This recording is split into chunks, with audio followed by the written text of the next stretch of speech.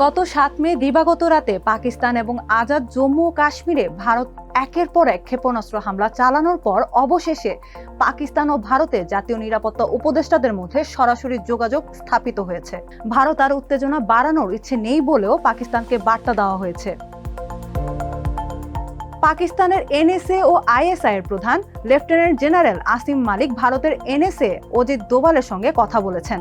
সংশ্লিষ্ট কর্মকর্তারা জানান, দুই দেশের মধ্যে চলমান উত্তেজনা কমানোর প্রচেষ্টার অংশ হিসেবেই এই আলোচনা হয়েছে। পাকিস্তানের উপপ্রধানমন্ত্রী ও পররাষ্ট্রমন্ত্রী ইসাক দার দ্য এক্সপ্রেস ট্রিবিউনকে বলেন, হ্যাঁ, পাকিস্তান ও ভারতের জাতীয় নিরাপত্তা উপদেষ্টারা যোগাযোগ রাখছেন। টিআরটি ওয়ার্ল্ডকে দেওয়া সাক্ষাৎকারেও ইসাক দার নিশ্চিত করেছেন, পাকিস্তান ও ভারতের জাতীয় নিরাপত্তা উপদেষ্টাদের মধ্যে যোগাযোগ হয়েছে। রাতের হামলার বিষয়ে দুই এনএসএর কথা হয়েছে কিনা এমন প্রশ্নের জবাবে দার বলেন, হ্যাঁ, দুপক্ষের মধ্যে যোগাযোগ হয়েছে। তবে দুই এনএসএর মধ্যে কি নিয়ে আলোচনা হয়েছে বা যোগাযোগের উদ্দেশ্য কি ছিল সেই বিষয়ে কিছু বলেননি তিনি।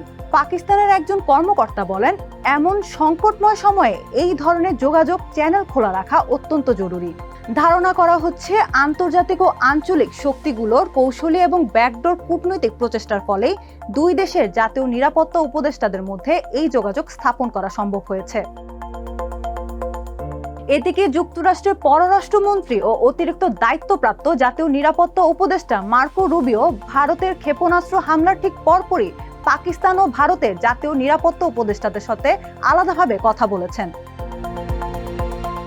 পাকিস্তানের জাতীয় নিরাপত্তা কমিটি এনএসসি যদিও বলছে, ইসলামাবাদ নিজেদের ইচ্ছে মতো সময়, স্থান ও পদ্ধতি বেছে নিয়ে ভারতের হামলার জবাব দেবে। তারপরও জাতীয় পরিষদে প্রধানমন্ত্রী শাহবাজ শরীফের বক্তব্যের মধ্যে আর পাল্টা জবাব না দেওয়ারই ইঙ্গিতই এসেছিল।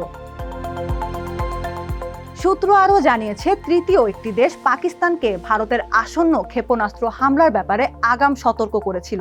একই সূত্রে জানা গেছে, ভারতও গোপনে পাকিস্তানকে বার্তা দিয়েছে, তাদের আর উত্তেজনা বাড়ানোর ইচ্ছে নেই।